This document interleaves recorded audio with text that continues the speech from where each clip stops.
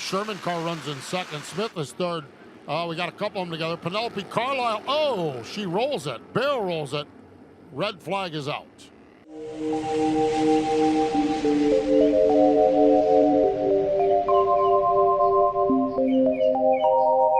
I need to not pick up my phone. I'll go straight to airplane mode. Find something to do. I know I can be a little bit cold, but my third eye is going blind. I'm on a line with my body and mind. It's playing tricks. I say I'm fine, but really it's hurting me deep inside. Cause I could dream about you. Ooh.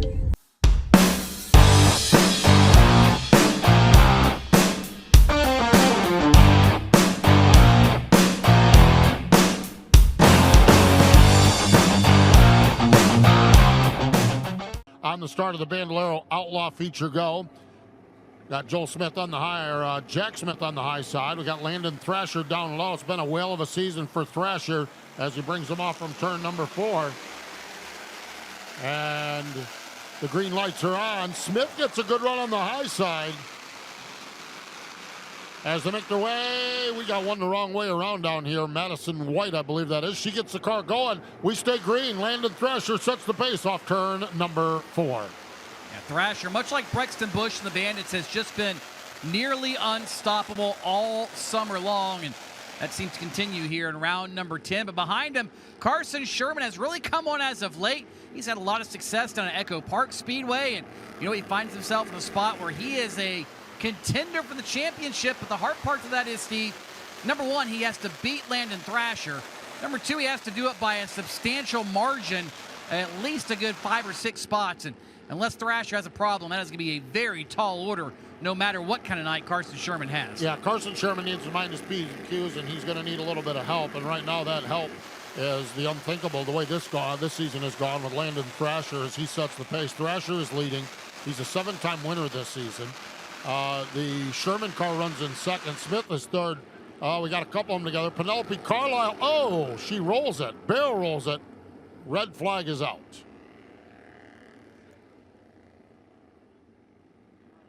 Not going to do it here. Watch this.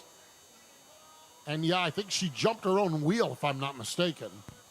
Yeah, Steve, I looked up and there was contact. Watch this, the 48 car on the outside. And it's like the contact broke the right front, and then, yeah, she just sort of hopped over the wheel. Really odd thing.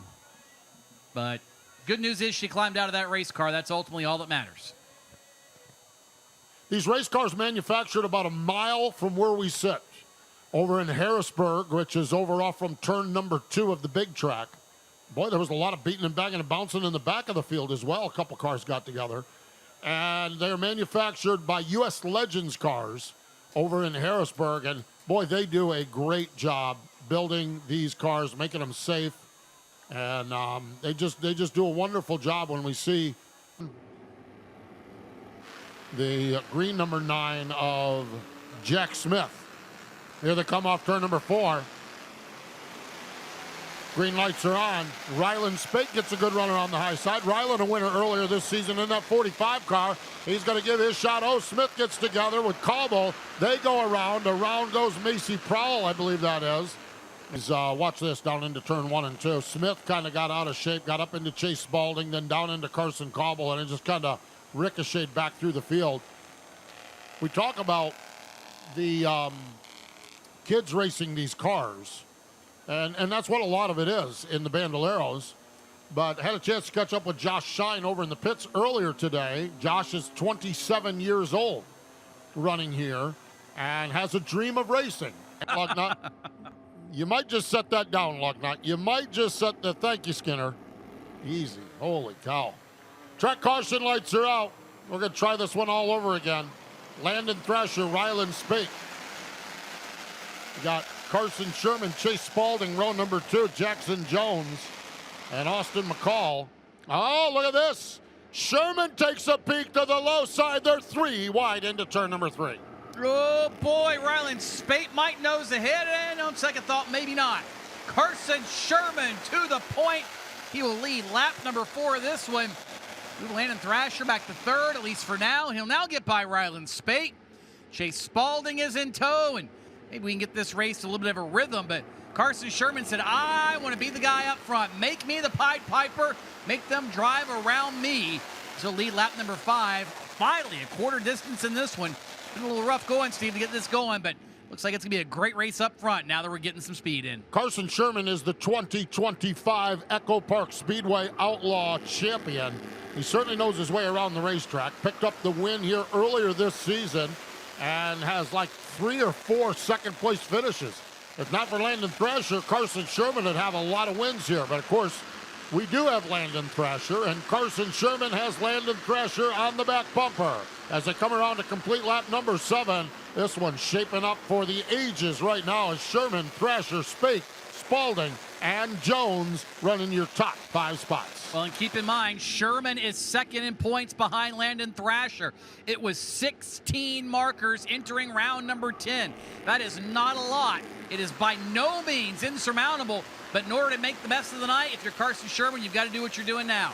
Go to the front of the field, lead laps, be in position to win the race, and then just hope some sort of misfortune may happen to Landon Thrasher, because the way he's running now in second, that's not enough gap. It's only 3 points difference from Sherman back to Thrasher. So Sherman's doing his part, but so is Landon Thrasher back there at second. Yeah, they both are doing what they need to do. And right now, that's going to be advantage, big picture to Thrasher. But I talked with Carson Sherman earlier, and I said, you got one win this season, you got another one in you tonight. And he smiled and says, I think I do. And so to come out of Charlotte with 2 wins, to win the Atlanta Championship, and to come up second in points, and to come up second in points to a guy like Landon Thrasher, who just absolutely tore into everybody. We'll see what happens. Right now, a little lap traffic there. Sherman gonna need to be flawless. Nice move to the low side as he gets around the 43 a box as they continue as down 11 laps. We're into the second half of this one. Things starting to click off finally, and just continuing to watch lap time, Steve. Sherman and Thrasher are easily 2 to 4 tenths faster than the rest of the field. But they are continuing to swap lap times. One lap, one's faster. One lap, the other is faster. And that's why they continue to be so close to the front of the field as we watch a fight. A little further back with the 13 Lucas McFall, Reed Halpin, and others trying to duke it out. That's for about 7th, 8th, 9th on back. But the big fight is up front. And that is where Carson Sherman continues to fend off Landon Thrasher. It is a great fight now with 7 laps to go. Can Carson Sherman make it the second win here this summer? Well, Sherman needs to just do one thing. Be flawless. That's all you need to do is be flawless. And Landon Thrasher's going to keep the heat on and try to keep Carson Sherman from being flawless. And we'll see what happens. We'll see how this one unfolds. If Sherman stays flawless, he'll probably be in pretty good shape. We're down to 6 laps to go. Thrasher bird-dogging him down into turn number 1, keeping a keen eye on things as Sherman continues to set the pace. Yeah, it's the old thing. Landon Thrasher is just going to worry him to death. Doesn't have to touch him, doesn't have to do anything crazy. Just be right there in the mirror, and every time you come out of the corner right here, you glance up in the rearview mirror and you go, okay, where is the guy behind me? What's he going to do? What could he do? And every time Carson Sherman comes out of the corner, he glances up and sees nothing but the 55 car right there in that left side spot mirror they have. A lot of these drivers have in the bandos, and Sherman knows just that, Steve. He is there, and again, cannot make a mistake in these final 4 laps as they cross the stripe to put number 16 on the board. Shared this story a couple times during the running of this summer shootout here at Charlotte. I had a chance to do the North Carolina Speed Week over at Southern National Motorsport Park. Checked in, did Wednesday night over there. We were in Wednesday through Saturday night. Checked in Wednesday night over there. Woke up Thursday morning, peeked out the window, and there's Carson Sherman's car in the parking lot, unloaded. Him and his dad doing maintenance in the parking lot on the car. Got a chance to meet Carson and his dad, and they shared their story about racing down in Atlanta, and they shared their dreams about racing here at Charlotte right now. He is flogging lap traffic, and he is stepping out on this one. We got one around, though. Yellow flag is out in turn number 2. Oh, boy. Thrasher on the low side of turn number 1. Again, we've talked about Sherman. He has 1 win this season. Thrasher, a 7-time winner here at America's Home for Racing. Ryland Spake has a win earlier this season. Green lights are on. We're back to racing down in 1 and 2. Wow. Carson Sherman got the restart of a lifetime. He is gone off turn number 2. Sherman sets the pace, hustling that car into turn number 3. Mark that one down. You don't get one over a Landon Thrasher that often and that easily. And that may be a race-winning move by Carson Sherman.